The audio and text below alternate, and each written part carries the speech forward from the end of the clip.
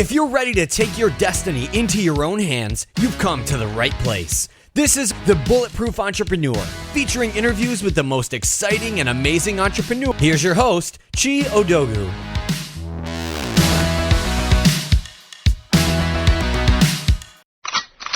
Getting your team up to date on the latest skills required for success is hard work, but you don't have to worry about it anymore.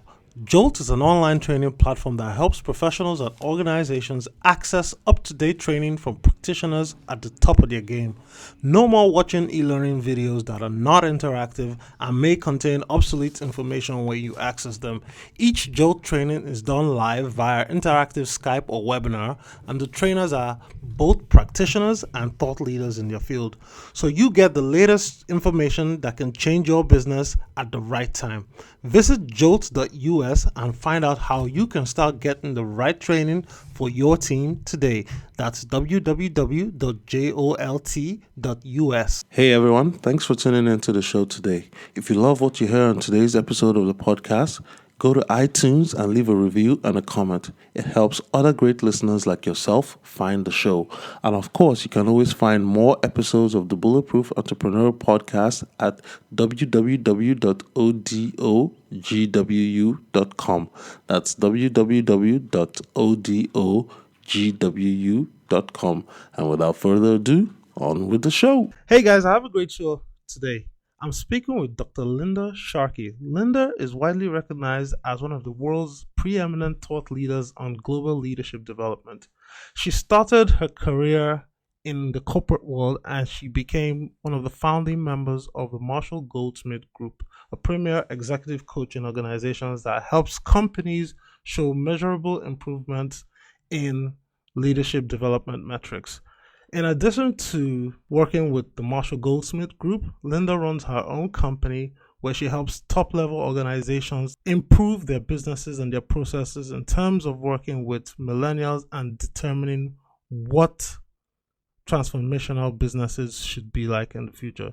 She's the author of a new book, The Futureproof Workplace: 6 Strategies to Accelerate Talent Development, Reshape Your Culture, and Succeed with Purpose. I'm pleased to have Linda on the show. Linda, welcome to the program.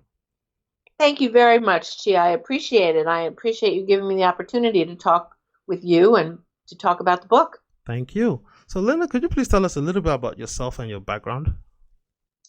Yeah, well, I've worked for a lot of years, more than I want to say, mostly in corporate America. I've done talent, leadership, organization development, culture transformation in some of the best companies in the world, GE, HP, JP Morgan Chase, just to name a few. And I've done also work in the private sector as well as the public sector, working in the Cuomo administration for a period of time. I have a PhD in organization development, and I've written many, many articles and books on leadership, talent, and cultural transformation, and I have my own consulting practice now, which I love. Great. So, Linda, while you were working in corporate America, what was your experience like working for big companies like GE, HP, and then the Cuomo administration? And then why did you decide to launch your own consulting practice? Well, my experience was that corporate cultures vary a lot.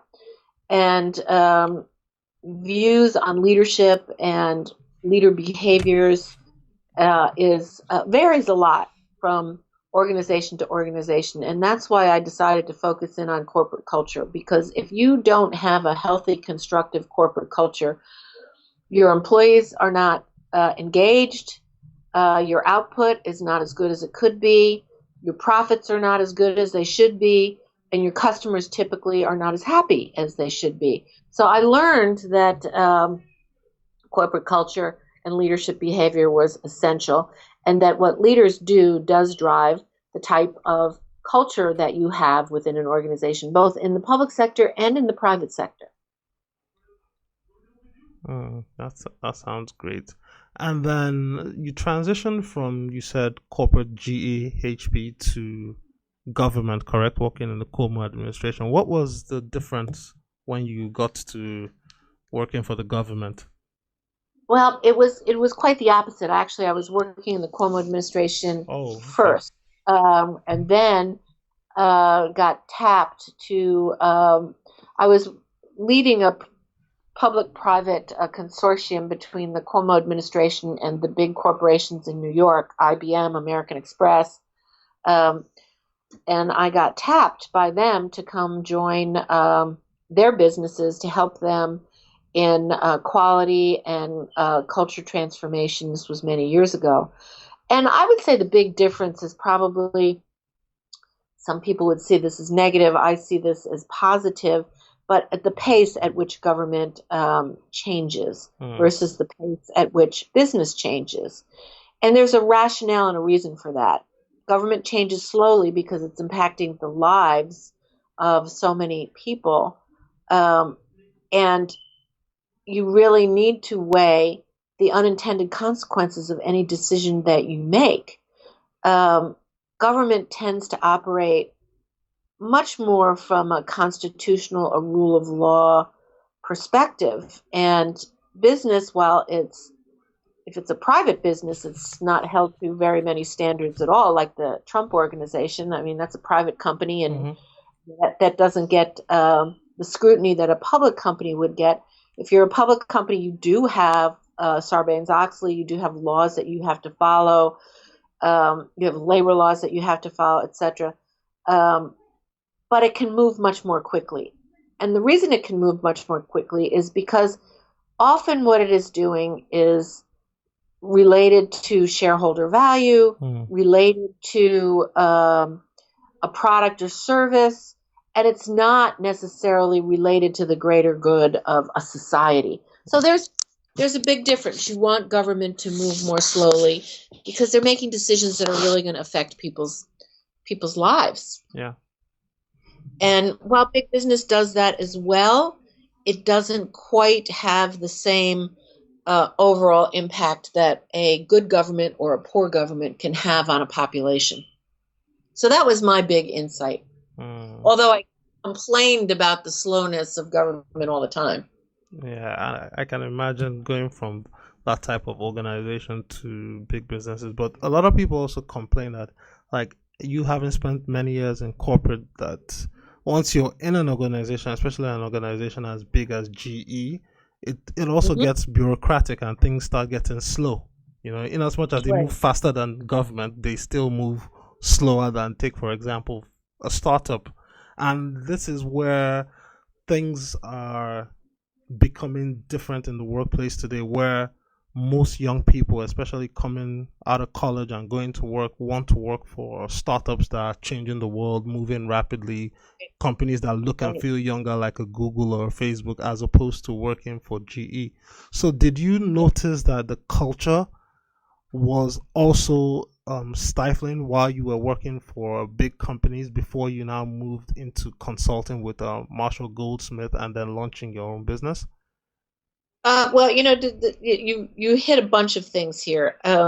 First of all, big companies can be very nimble and they can be very fast. It all depends on the culture. Okay. GE happened to want to develop and did develop a quick culture, an empowerment culture, a trust the employees culture.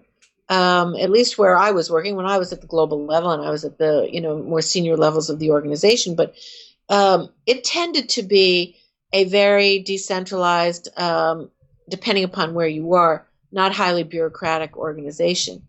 HP, on the other hand, was a very slow organization because its culture was one of high degree of participation. And therefore, many, many people had to weigh in who it was just not clear had any direct impact on the decision-making process, but they did what you would call had to be socialized before they moved anything forward or changed anything.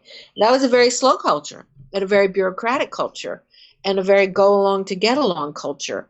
And, we all know what happened to HP, and it's now split into two businesses. It's, clawing its way back into the front line. I don't mean to malign the company, but, its culture was very different. Now, you can also go to a startup like Uber. Let's be clear, Uber's only around for 4 years max, 5 maybe. And already Uber has a toxic culture. It's got a culture of harassment. It's got a culture of unethical behavior and regulatory controls that, it's well advertised and publicized around the world. I'm sure you've heard about it all over the place. Yeah. So it depends on, this is why corporate culture or organizational culture is so important to me, because if you don't get the culture right, you don't get the customers right, you don't get the employees right, you don't get the leadership right, and ultimately you don't get your product right. So I work with a lot of Silicon Valley companies now who are looking at the Uber experience, and they're saying, we are startups, we want to be on the right side of the organizational culture equation. And how do we make sure that we have the right culture? Like Netflix. Now, I don't know if you have Netflix in where you are. Yes, I have Netflix. I'm sure you have it when you're here in the United States. Yeah. But I don't know if you have it in West Africa where you are. Yeah. But, Netflix has a fabulous culture and a quick culture.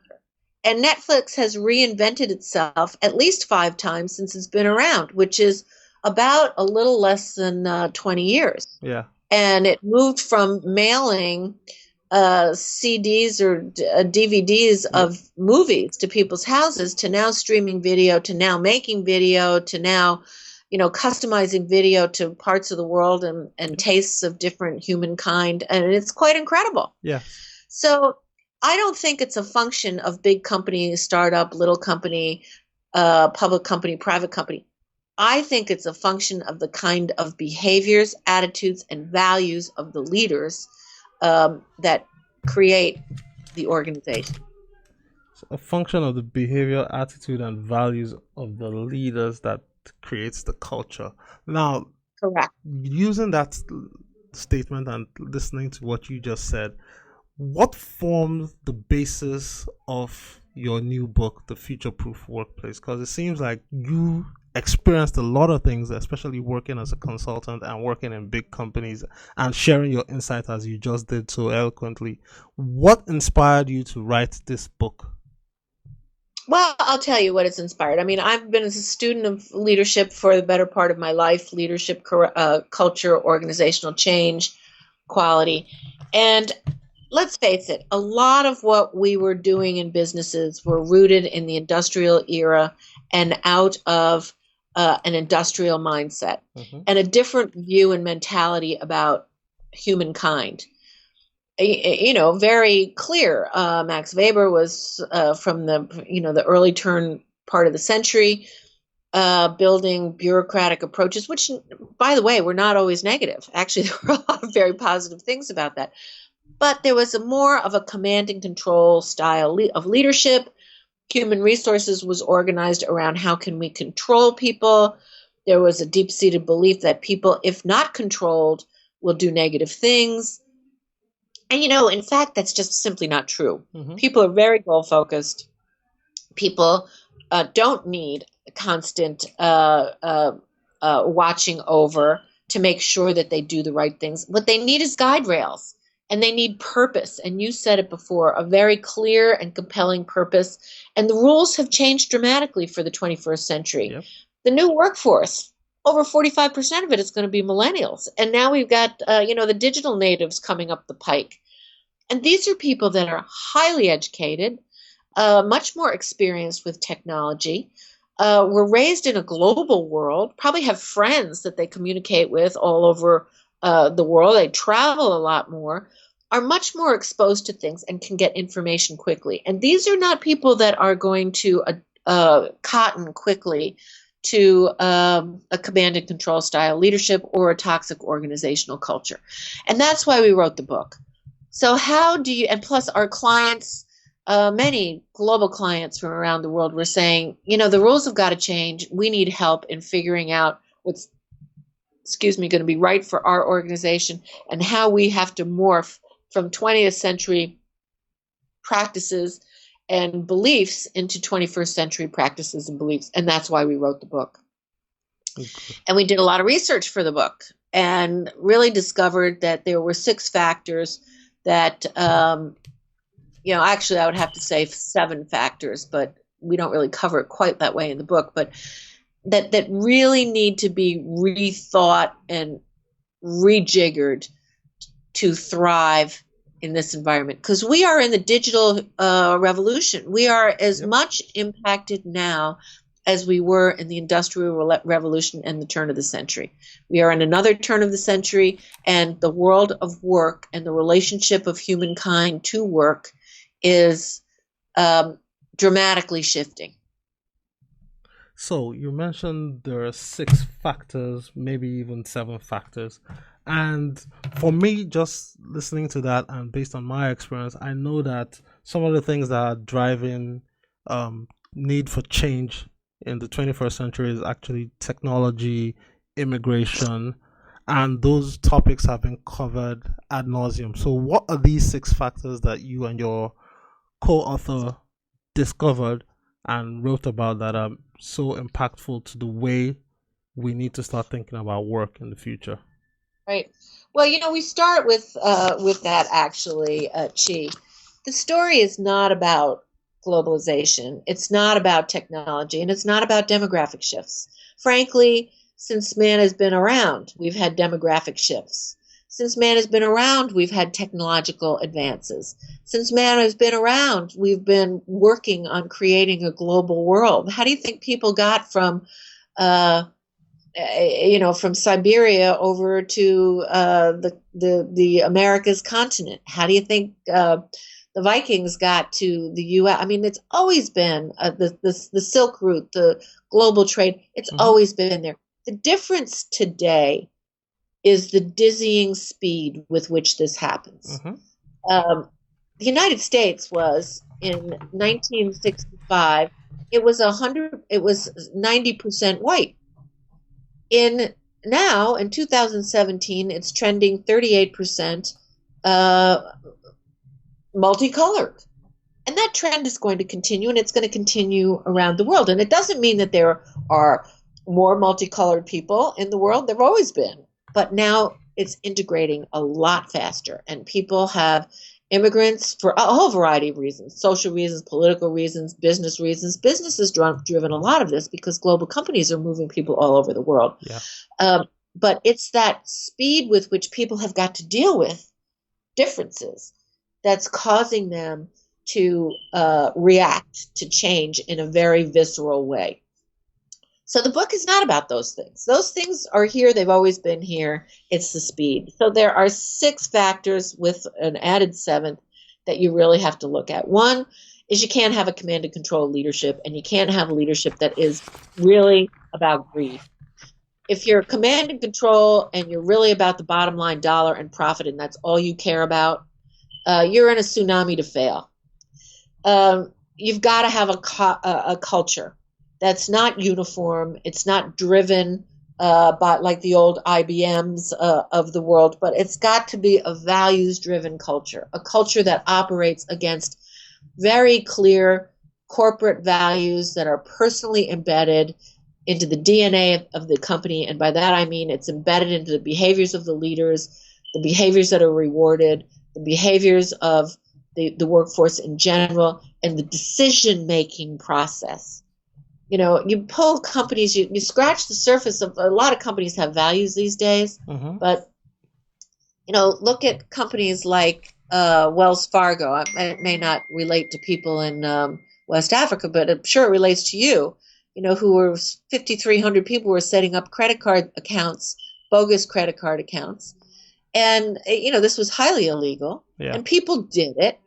And they did it because the culture was more about profit than it was about customer care, which is, of course, one of their values. United Airlines, dragging that guy off that airline. Yeah. I mean, that was about the profit and making the schedule work as opposed to really dealing with the customer. So all of these things come to light a lot faster today than they did before. Yeah. And, culture and values could hide the real propensity towards profit at all cost in the past, but it can't anymore. It can't anymore. Purpose, I talked about this before. Previous organizing principles were mission, vision, and shareholder value. And sure, you have to make profit. And don't get me wrong, every business has got to make money or it's not going to be in business, but it's how you make the money.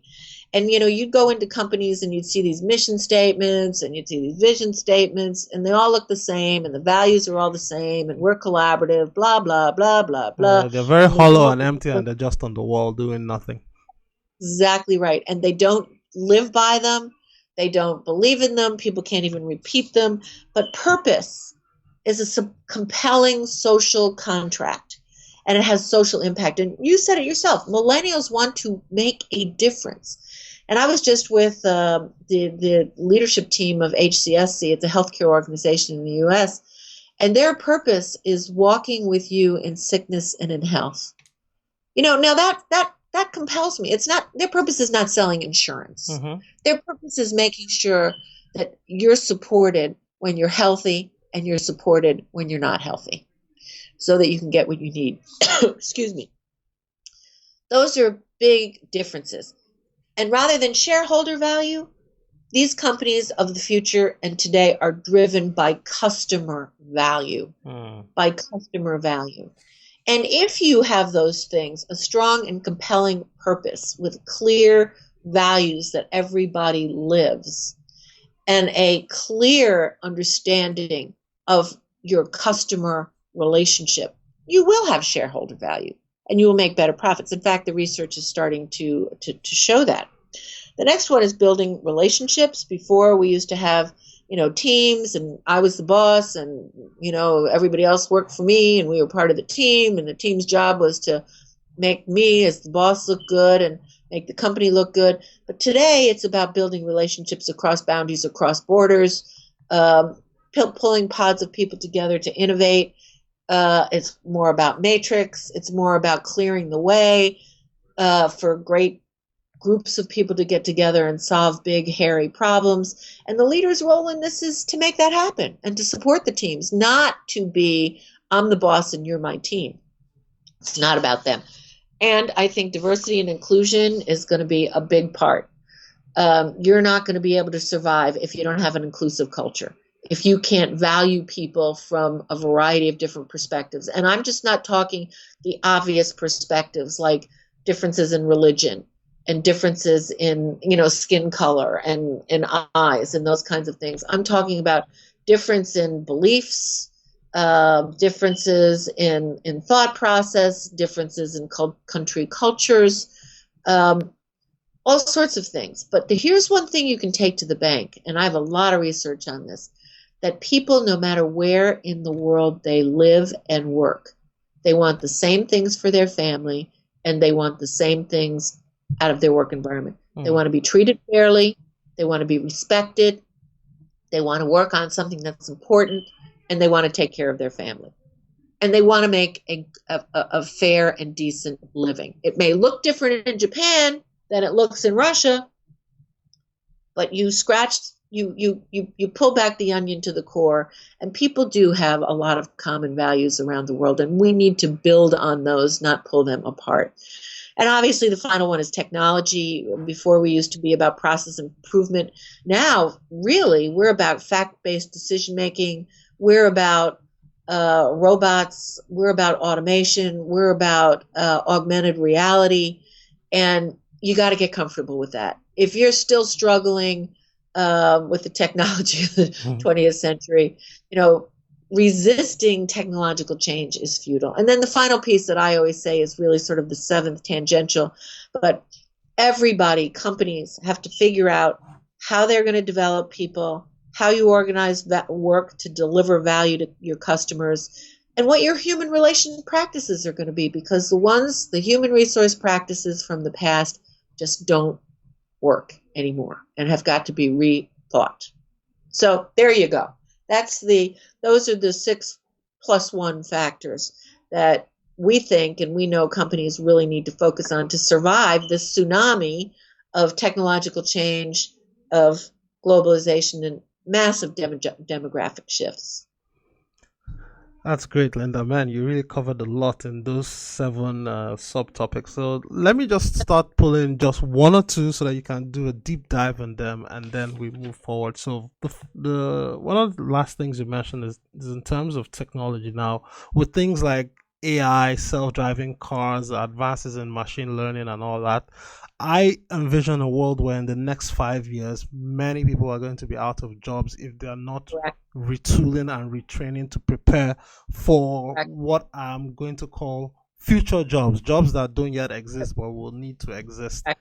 because of these new changes in technology. So how can people start preparing in terms of education and learning and getting ready? Because like you said, you can't escape technology, whether you're in New York City or Nairobi. AI is going Right. to come and it's going to disrupt everybody regardless of where you're working. So it's not a No matter question. of who's the cheapest person I can get anymore. It's as long as I can afford the technology, I don't need to hire people. Right, exactly. But you're always going to have. So here's a perfect example. We lose 10,000 jobs a day to technology, and that is going to only explode. But but here's a fact. It used to be that you could go to a gas station and learn how to take care of a car. Mm-hmm. And that was your career path, that you'd become a mechanic. Today, a car is a highly sophisticated technological machine. So for you to fix a BMW or a Ford Focus or an Opel or whatever anybody drives, you've got to be a technical expert. Mm-hmm. And this is what's going to forge the new jobs of the future. I'm sick and tired of listening to we got to bring coal jobs back. They're never coming back. Yeah. Why do we want people working in crummy jobs who get sick and not get paid very much, that are highly dangerous, when a machine can do it just as well? We want people working in good jobs, that are advancing innovation and technology. And the way this is done, I think we're going to be seeing a lot of change. Corporations have to step up. Corporations have to make public-private partnerships. They've got to get stronger alliances with schools, so that kids, even as young as grammar school, are getting to see how work is done, learning STEM, learning math, using technology, increasingly getting comfortable with it, doing projects. So there's got to be that apprenticeship, public-private partnerships, internships, etc. Now, we used to have that. This is not new, but now you need it more than ever. It's a must. There's got to be ways through nano degrees and nano education where people can learn certain types of jobs, certain technologies, certain new approaches, and they can learn them quickly through MOOCs and other arrangements. I think technical schools are going to be very important. We are never going to be out without, in the near future that I can tell, without people that need services, like people who can do plumbing, people who can do electrical work in a house, who can really support these highly sophisticated tools and processes that people have every day in their homes. And that's not easy to find, by the way. I don't know how it is where you live in the U.S., but where I am, it's pretty hard. No. And we have to really start educating people around the soft skills. The soft skills are going to make the difference. If you are a curious learner, and if you are someone who can empathize with other people, if you are someone who can really collaborate, you will learn constantly, and you will have the skills to compete going forward. But if you don't educate yourself, by that I mean open yourself up to always being curious and learning, you're not going to survive in this next century. And the truth of the matter is, and the examples are in our own U.S. coal mines. We had people come in with apprenticeships and to teach people new jobs to get them out of the coal mines. And there were a whole bunch of people that said, wait, I'm 50 years old. I can't learn anything else. This is all I've done in my life. And when they lost their job, they went and worked in the 7-Eleven. And now 7-Elevens are hiring robots to do things. And now they're finding themselves out in the dark. So if you don't want to change and you don't want to learn, you're going to lose. It's that simple. And it's so interesting that you mentioned that soft skills are going to be huge going forward, because looking back, people always put down soft skills. I'm trained in finance. I have my degrees in finance, and I worked in investment banking and consulting. And in business school, people look down on those that were, learning soft skills, doing communications or marketing, thinking that those are not important, or even guys that studied HR. And now you're telling me that, you know what? EQ is going to be big. Communication is going to be big. Being able to empathize and relate with your coworker, whether he's from New York City or, like I said earlier, from Nepal or Nairobi, is going to be huge, because technology is going to change the way we're all going to work. So we have to focus on the basics, which is the soft skills that we're all supposed to learn at grade school or elementary school or whatever, which is very interesting.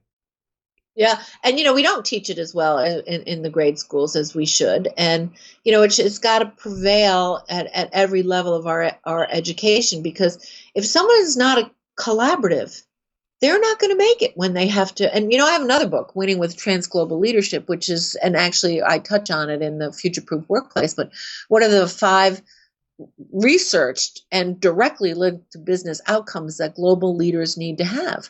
And, command and control is dead. One of them is a huge degree to have perceptive responsiveness, which was our way of saying, being able to empathize, understand how other people do things, not insist on doing things the way you do them, and being really more about the people and less about yourself. And it's fascinating. I mean, those are tough things. It's easy for people to learn finance, not to say, I know you have education and I learned my field too, and I didn't think it was so easy, and I appreciate that. But, that it is being able to relate to people and respecting people that's going to make all the difference in the world. And we think, my co-author Morag Barrett and myself, this is a human revolution. Yeah. People are going to be rethinking every day how they interact with work, and what work means for them, and what purpose means for them, and what their relationship with others is. And I say it's more humanistic than it's ever been before. And when you say more humanistic now, we'll transition into the diversity aspect that you mentioned, in terms of going beyond skin color, going beyond gender, going beyond nationality, origin. You're talking about diversity of thinking, diversity of personalities, diversity of even ways of doing things and processes. Right. How can CEOs, managers, directors, board members start preparing and elevating people to take up leadership roles that will drive changes in terms of revolutionizing the way diversity is seen across companies? Yeah, that's a great question. And I do a lot around this. I think this is really important. Whether you like it or not, we've in the U.S. and many other parts of the world, I was always in global companies. People looked at getting women further up the food chain, getting people of color further up the food chain, and lots of policies and training and all this stuff have been put into place.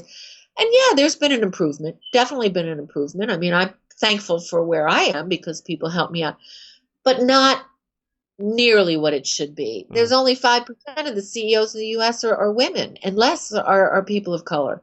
And, it's so what we're doing is not working. And my perspective is, and my research tells me, because we're tackling the wrong end of the picture.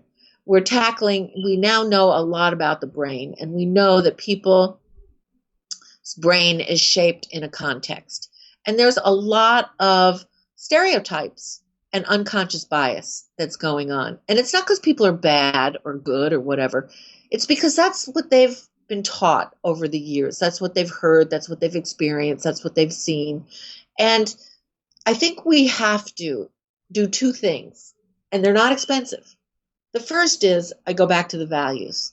every CEO needs to sit down with people in their organization and have a discussion about the values and what they mean to that individual.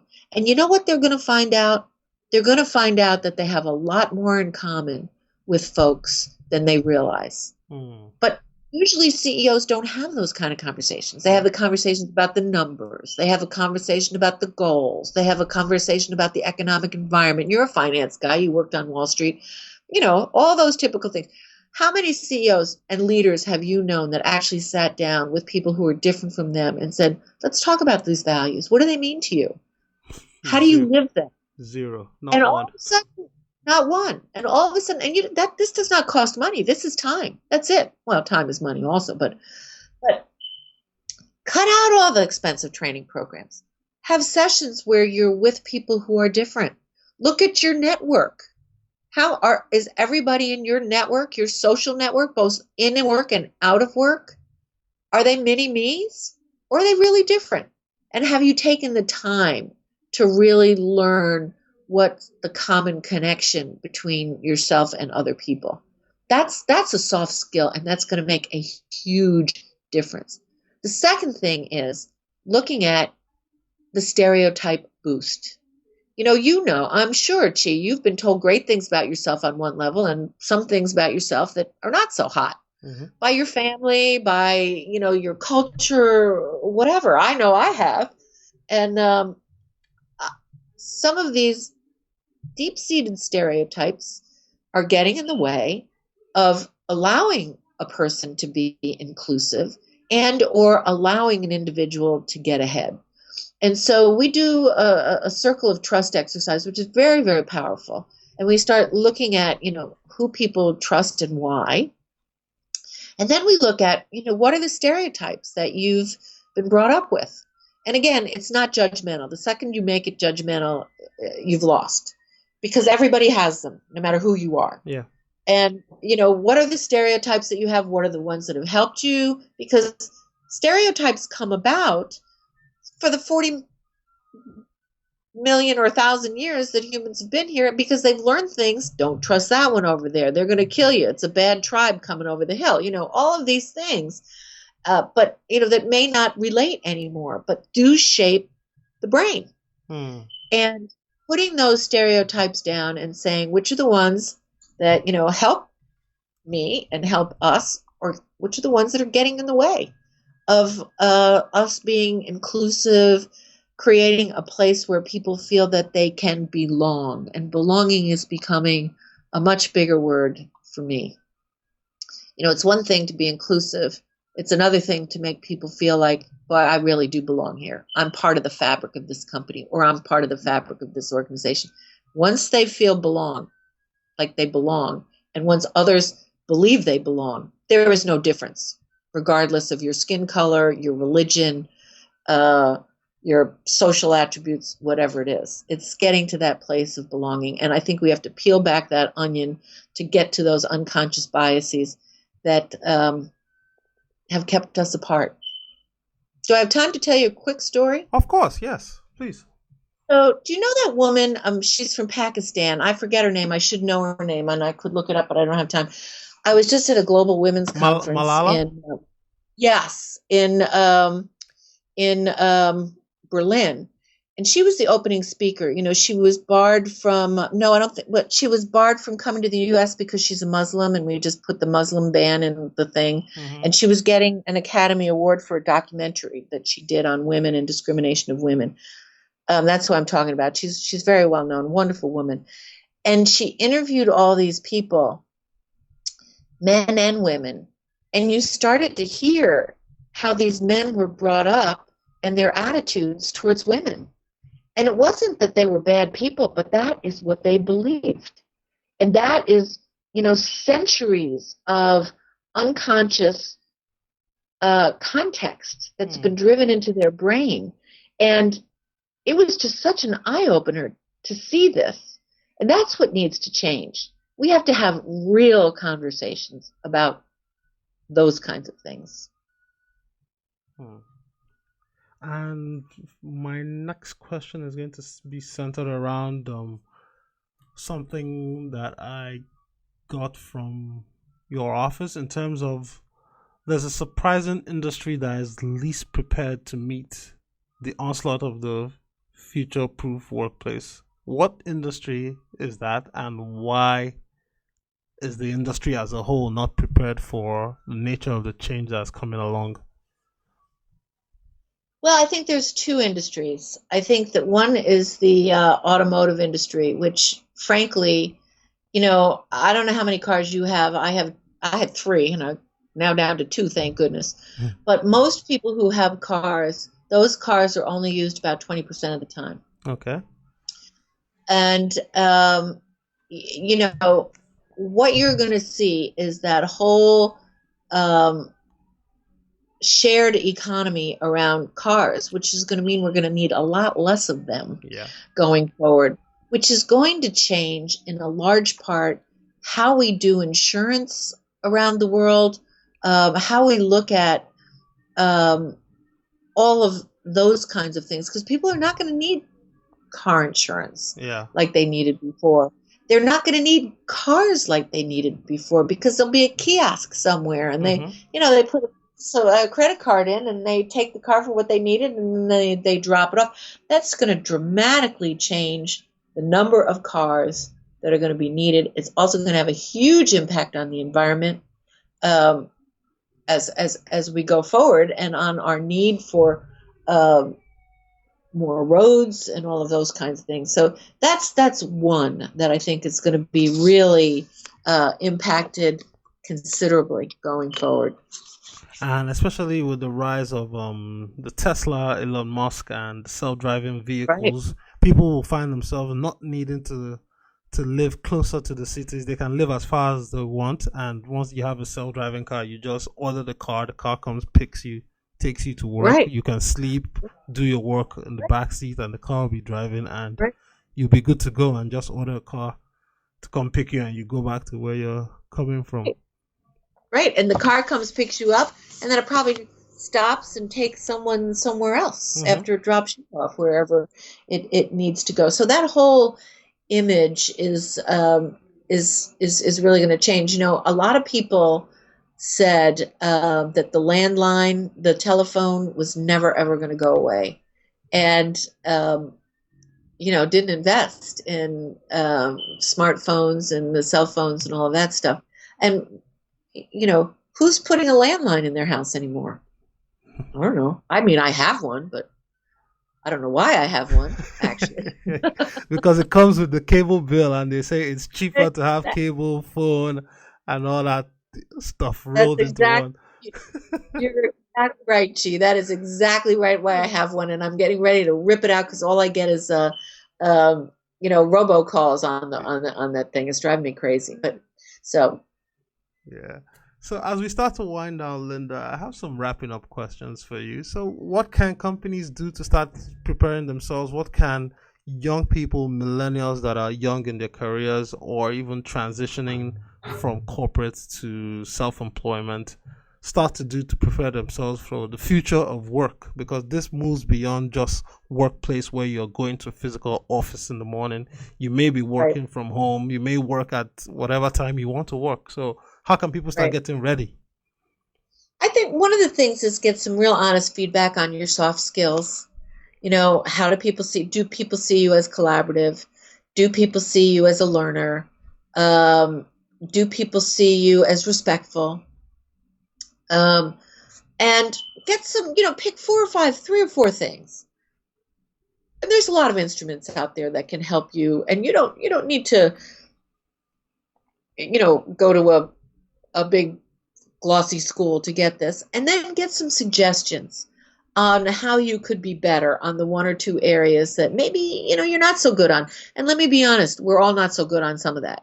So it's, you have to be honest with yourself and start working on that so that you can be somebody that others want to work with and others want to engage with, whether you're a Uber driver, a gig economy individual, a Fiverr freelancer, or you're starting your own business, or you're starting a consortium, or you're working in a startup or other companies. that is one thing and piece of advice I would give to every millennial. The other piece of advice that I would say is work at your purpose. Be very clear on what your purpose is.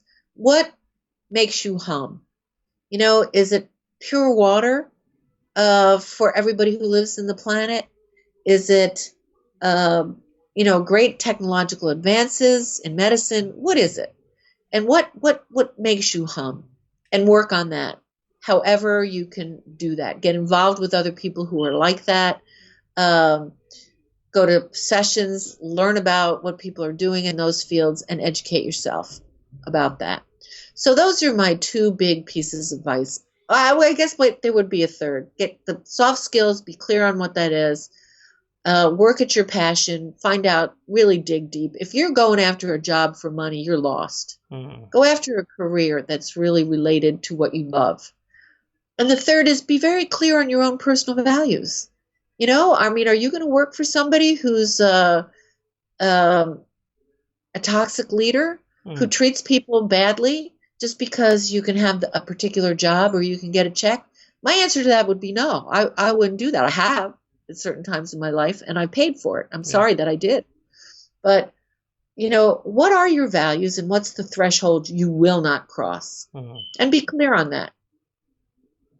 And in terms of education and actually taking that first step, I know, I think I read something somewhere that you said even traditional education has to be rethought, because going to get a 4-year degree was basically preparing you for the industrial jobs of yesteryear. Right. And now that things have changed, we need to start thinking of things like nano degrees and just-in-time learning. Right. So what's your advice for people in terms of, coming out of high school, or, your parents investing money, tuition for 4 years, only to find out that, in the next 5 years, what I studied in college might not be relevant to what I'm doing?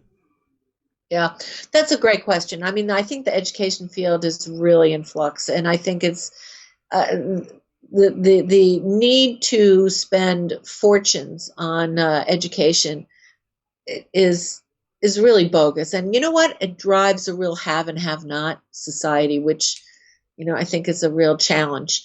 My view is to be very careful. I don't think a college education is going to be going away anytime soon. I think education is the key to everything. But how you get that education is really important. You need to go to a school that does, like you said, you went and got your finance degree and it didn't talk at all about the soft skills. It didn't, you need to go to schools where you'll be, working in industry while you're getting experience. You'll be working with a startup and you'll be getting credits for that. There's not got to be a much more blending between community, business, and schools. And, really teaching people how to be creative thinkers, problem solvers, and curious learners. That's what's really important. So it almost doesn't matter what the project is that you're working on. It's that it has a significance. It's not a matter of memorizing and taking tests. It's a matter of really stretching yourself and learning and being outside your comfort zone. And that's where schools are not, they're not living up to the 21st century requirements and demands. And they got to change in that regard. Yes, and I like the fact that you said you have to actually start thinking about these things, even if it means getting some type of internship credit, working with a startup while you're going to college, so that you get those hard skills and those soft skills simultaneously, instead of trying to build it out later. Like for me, for example, I was only trained in the numbers, and now I do podcasts and I interview people, and I never really took that many communications classes. But I find myself enjoying it, so I try to read up and I try to learn and I try to take courses to build that skill set, because you find that you never know just where you might end up after a couple years of doing whatever it is you're doing. I totally agree with you, Chi. And by the way, you're doing a great job, if I might say. But that's true. See, that's a lifelong learner. That's not somebody who gets out of college and okay, now what are you going to do for me? I now have a college degree. College is supposed to teach you how to think, how to be creative, how to be engaged, how to be involved, how to make a difference. And it's only the entry level ticket, frankly. And I'm not sure that it has to be a 4-year college degree to give you that entry level ticket, but you've got to be a curious learner. You've got to understand that learning is something you will do for your entire life. Great. And with that, Linda, thanks for coming on the show. So where can people learn more about you, find the book, and hopefully get in touch with you? Are you active on social media, Facebook, Twitter? Yeah. What's your thing?